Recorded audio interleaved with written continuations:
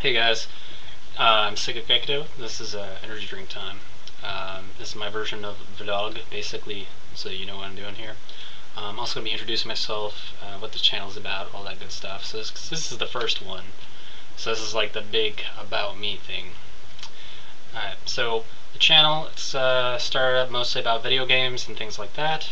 And I might change it into other things in the future, but that's what I see for the most part. So if that's what you're interested in, then go ahead, subscribe, or just keep checking back. One of the things I wanted to do are some Let's Plays, and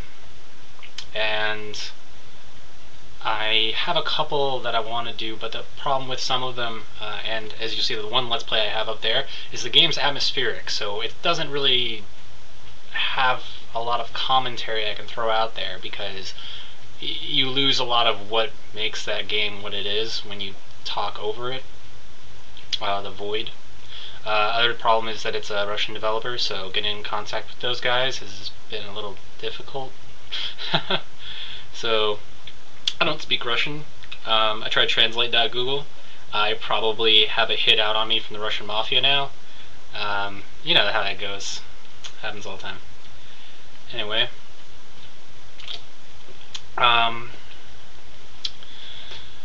So that's pretty much about me, what I got going right now. In school, doing some classes. We're doing a political science class. Oh my god, there's this guy who, like, he bleeds communism, and it's so funny because he will argue that communism is amazing if it was implemented correctly, all that good stuff. You know, he's got a point there. Except the professor is from Albania and lived through the time of when it was the communist state. So he's arguing about communism being a good thing with the professor who came from a communist nation when the communist nation was a piece of crap, you know, and all that good stuff. It is hilarious. He was trying to, like, get more points on his test grade to argue one of the questions about communism on the test, and they got into this huge argument.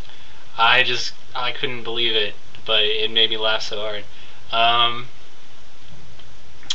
That class is interesting. Political science, there's a lot of studies on it. Now, I kind of set up my classes so I took Introduction to Religion before I took Political Science, which I suggest doing. That or the other way around. You can do either one of those ways. Because religion kind of started off political science. In a way. The two are very interconnected, because there are theological governments, and some of the first governments were theological and authoritarian. They just kind of lend themselves to each other, and that would be Pebbles. Here, Pebbles. Let me see if I can move this camera. It's a really crappy camera. Pebbles. Oh, down. Where's it going? There she is. Pebbles is my friend Will's dog. She is a vicious Rottweiler. I don't know. Turn around, Pebbles. There we go. She wants attention 24/7, and she will defend our house from everything. We'll see how that goes. Nothing too life-threatening has happened yet where we would need Pebbles' aid. But she has protected us from many of the neighborhood kids that walk down the street with her barks.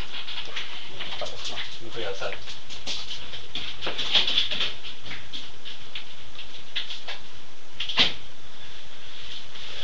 Alright. Sorry about that. I have to do that, or else she will be here the entire time. And she will eat the camera or something, I'm not sure. But yeah, so political science, introduction to religion. For our final project, I did transhumanism because I just played Deus Ex Machina, or Deus Ex, and it was fresh in my brain. So I was like, oh yeah, transhumanism. That's kind of a religion. And I managed to do the entire presentation and put out all this stuff about, like, the walking dog program that the U.S. Army has, where they have this pack mule thing that can move like it's an animal. So it can traverse terrain and hold up a ridiculous amount of pounds and stuff like that. One was from MIT. There's another, like MIT is crazy. They stuck a rat's brain, or a mouse's brain, I'm not sure, rat or mouse, big difference, into a robot. They used the cells in that brain as the computer for the robot. I mean, the video only has the robot going in a circle like it's lost, and it's actually kind of sad because you wonder if maybe there's still any rat in there or something like that, but I think they petri dish grew that stuff, so I don't think it was from a live rat, but if it was, those guys are sick. That is, oh, some of those other videos, they were pretty sick. There's this one that it was really cool. It had a lot more to do with the transhumanism thing. Was they actually made a replacement arm for a person. Now, this replacement arm was actually connected to nerve endings, so he could feel everything that that hand felt, and that is just freaking amazing if you think about that. I mean, there's so many other things you can do with that. You know, I wouldn't say I'm like a big transhumanism person, but I find the entire topic very fascinating because it is the one thing that really, you know, makes a lot of logical sense if you look at it from a scientific standpoint. And one of the big bases behind it is like the singularity, which is if we make an artificial intelligence, what if we make an artificial intelligence and it's, since we don't necessarily understand how intelligence works, it's possible we can make something that's smarter than us. And I already know for a fact that we could make something smarter than 99% of the people in the world. It's just, if that happens, they're not sure what could happen after that, because it's this whole Skynet kind of thing. That's just crazy. But then you get into like conspiracy theories and stuff. I don't really take into those conspiracy theories that they have like some supercomputer or something like that. I mean, they'd do something else with it if they had like a supercomputer with a really advanced artificial intelligence. Yeah. I think these energy drinks are starting to kick in. It's actually my second one. This one has BCAA, branched chain amino acids, which are supposed to be really good for your brains, or brain, because we only have one. And I don't know. The energy drink thing, actually, that's another thing I want to do. I want to do a video on energy drinks. Not anything specific. I want to break it down to the most simple level. I think that's the next project I'm going to work on. Before I finish up the Let's Play on the Void, is energy drink episodes where I break down each individual thing that's most common in energy drinks and some of the obscure energy drink things, like this one that has the BCAA. That's not in most of them. That's just in this one and probably a few other ones. But you know, like what's taurine, caffeine, guarana, B vitamins, where they come from, what do they do, what do they believe to do. It's very interesting. A lot of it really ties back into alchemy and Taoism, which is funny. So it's got two different roots. And I can go into the history too, but I think I'll put the history in a separate one because it doesn't mesh with each individual one of these. This is just kind of like the end byproduct of what has happened in the energy drink sector. Yeah. I really want to go into that right now, though. That got me going on that path of thinking. But yeah, I mean, energy drinks are, I think we don't know enough about energy drinks that we should be intaking them as much as we do. But that has, that's good and bad. Because, well, let me just go on off a tangent about the FDA. Those guys are dickholes. Uh-oh. Neighborhood children.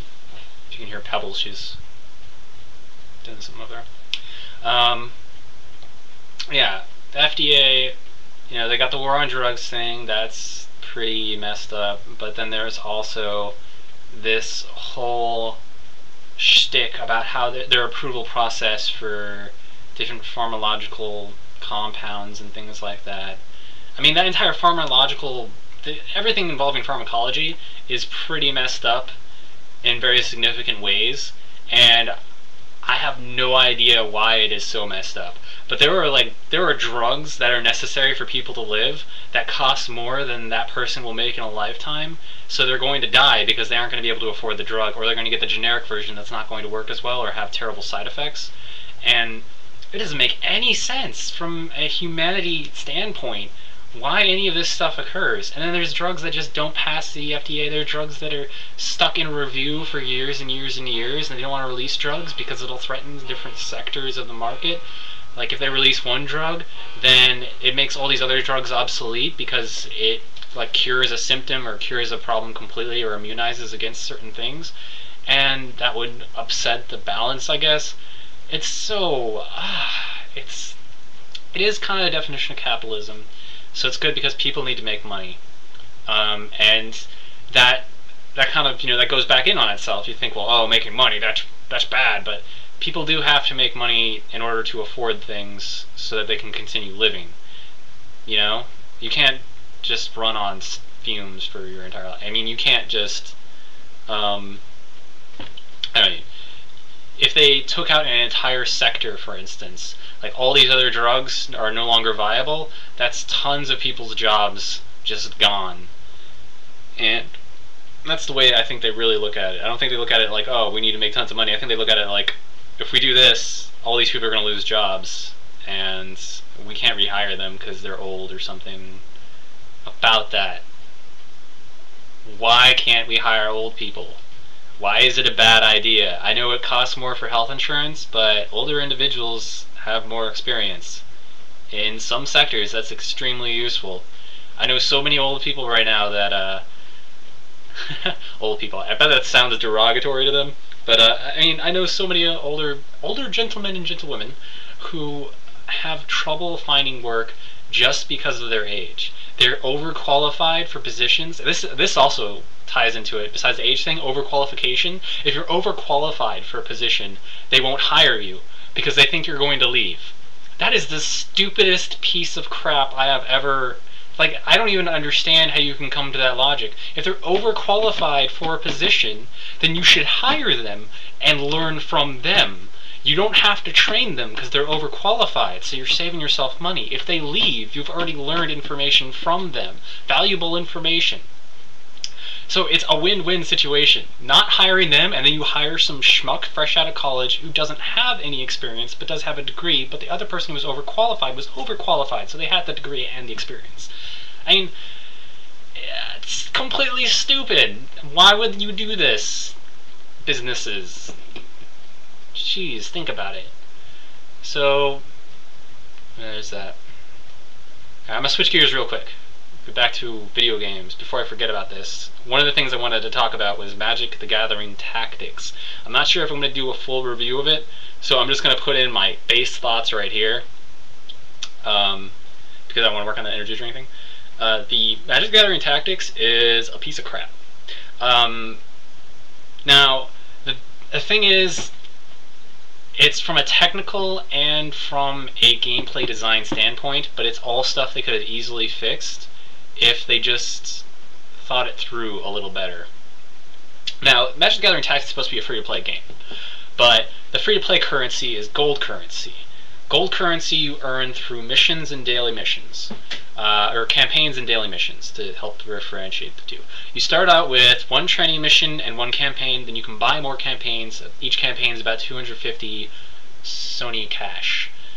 Now, the thing about that is, once you go through the first campaign, you're going to have about 24 gold.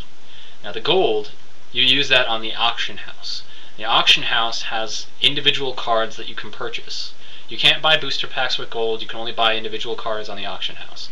To buy booster packs you need the Sony cash again, or station cash, whatever it's called. So okay, so that's how you get the gold. Now, the amount you get in the gold, if you've ever played any free-to-play games, usually the currency, they have it exponentially different, so that you're going to be spending about a week or 2 weeks or a month getting like a champion in League of Legends or Han, or getting one other aspect of it that you can purchase through the in-game cash. And then there's things that you can't purchase that are like cosmetogical. No, cosmetic, and those ones you have to purchase through station cash kind of things. Well, this just throws that entire system out the window, and they decided to take their own route on it. The auction house is set up nicely, but you need lots of gold. For instance, the Birds of Paradise, one of the best cards in the game, by most people's standards. It's a card that I'm not going to go into the gameplay system right now, but it is ridiculously good and cheap. But the actual price in the auction house is 293 last I checked. 293 gold. Alright, so if you go through the first campaign, like I said, you end up with 24 gold. That's good. Except that since this is 293 gold, you ended up with 24 with the campaign. You need to buy more campaigns in order to get up there, or the other option was daily missions, right? So you figure you can do daily missions to get that gold. No, you get 2 gold and 75 experience per daily mission. You, of course, can only do the daily missions once a day. So what does that mean? That means to get 298 gold, you need to spend approximately 3 years playing Magic the Gathering Tactics every single day. Now, how could this be, you may ask? Other people are obviously buying the Birds of Paradise. Aha! That's because this ties into the auction house. Remember, in the auction house, you can auction your cards. So people buy the booster packs with the station cash. Then they auction the cards that are in the booster pack, the ones they don't need. They put those up there, and then they get tons of gold that way. So they're essentially buying gold. They really mess this system up, because you can't put the two together like that. It just doesn't work. In the end, how you win at this game is you spend tons of money buying booster packs, and suddenly it's just like Magic the Gathering Tabletop. Now, here's the second problem with that, is it's not exactly like Magic the Gathering Tabletop. The gameplay is crap. It is... They try to add tactics into it because of a few interactions that aren't on the board when you play on tabletop. One of them is you can move your monsters around, and you can choose which monsters you attack. In Magic the Gathering, when you do attacks, you choose which monsters attack, but then your opponent chooses which ones defend. And there's a lot of strategy involved in that. In this, you just kind of like pick optimal targets. There's very little strategy to it. And then you run into this new mechanic they came out with. They used to have Defend. A recent patch took out Defend. What Defend did was, when your monster first came out, it was in defense. It gained 50 to its toughness, which is its HP, basically. Now, as a option, when you had your monster on its turn, you could also use Defend again and put it back so it gets another 50 on there. The 50 goes away at the end of the turn. So it's basically just temporary hit points. It's a little shield that's supposed to keep it alive because you just summoned it and help it out. And you can get past that if your opponent has like a heavy hitter, then they can just demolish that one card really fast, but the heavy hitters, they cost a lot. So it makes sense when you have like a giant that's like this huge monster that has this giant club in its hand, and it runs over, it can smash the little goblin that the other guy just summoned, right? That makes perfect sense, and it works with the tactics, because you gotta think like, okay, I can summon this goblin right now for 1 mana, which is the resource system, or I can go and use this spell or summon this bigger monster or something like that. Why would I summon the tiny goblin right now? And there's reasons to do it. But what they did, they changed that. They took out the defense like that, and they put in this new defense system where your monster is just immune to auto attacks of all kinds. Like it just can't be targeted by the opponent's monsters as soon as it's summoned. And then it does not have the defense ability, so you can't put it in defensive mode. So you can make a wall of level 1s. I've done this multiple times to great effect. It is the ultimate stall tactic. Because these like little tiny monsters, you can throw up just like 3 of them in a turn later on. Like your big monster gets taken out by the enemy, and then it's coming towards you. Well, you throw up like one of these guys on one turn, and he can't attack. He has to wait until its turn.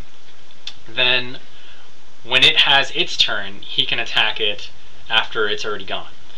But once it attacks, it can't move.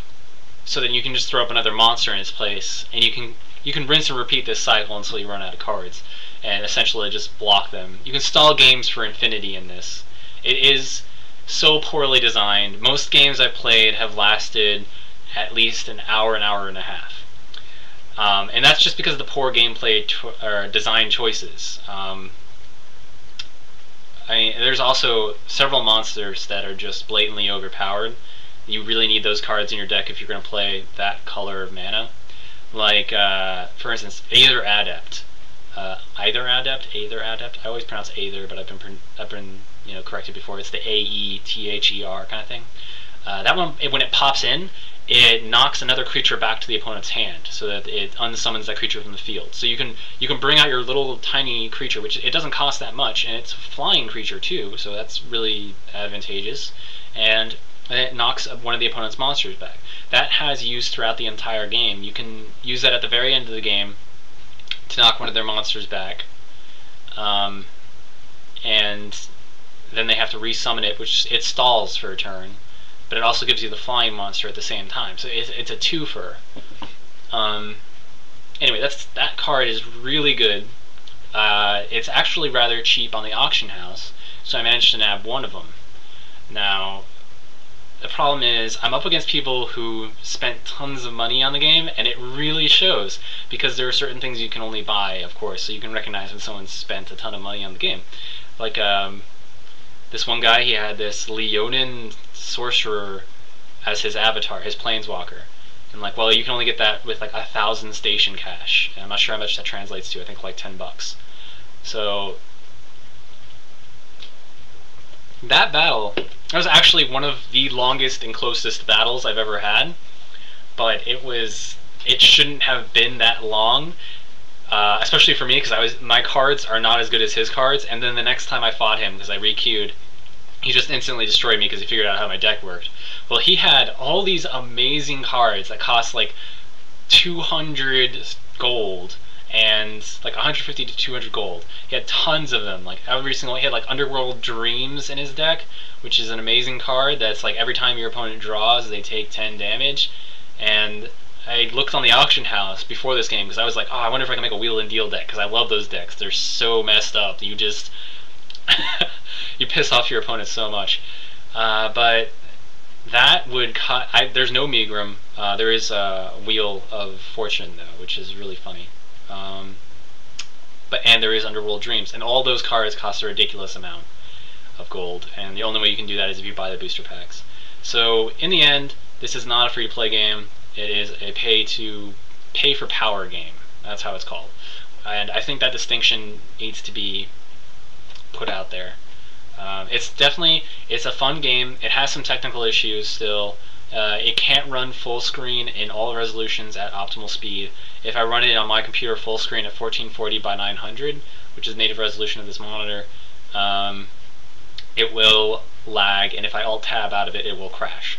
So there's those issues. There's also not a lot of description. The chat menu is obscured by your cards, which doesn't make any sense. In order to look at the chat menu, you have to like roll back your cards area, and then you can see the chat menu. But then if it changes somebody's turn, then it brings back the cards again and blocks your view of the chat menu. And if you type while it's not your turn, then if you don't finish what you are typing before the opponent finishes their turn, then it will erase everything you've typed, and just, it's so annoying. It's got a ton of technical problems. It's been out for about 3 months or 4 months, and it still has tons of technical problems that they're fixing in the patches that are like alpha build technical problems, or beta at the best.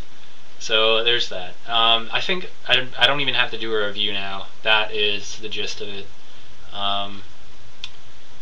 So yeah, that's pretty much, those are most of my thoughts on it. I have some more specific examples, but I think you get my impression of it. They could have done better. You paid for power, and There are some technical issues, so be careful about how the settings in the game if you want it to run properly. That's pretty much it. I did not expect this to be 25 minutes long. I think I can blame the energy drinks on that. I was trying to aim for 7 minutes, literally 7 minutes, 1/3 the time of this, and I feel like I didn't even get to any of the good stuff until halfway through, and I feel like this last 10 minutes I've just been ranting. So I'm sorry about that. If you're actually still watching this, you have my condolences. I will make these shorter in the future. If you would like them this long, though, let me know.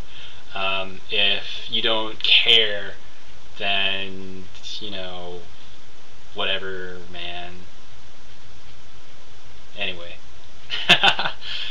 I will see you guys later.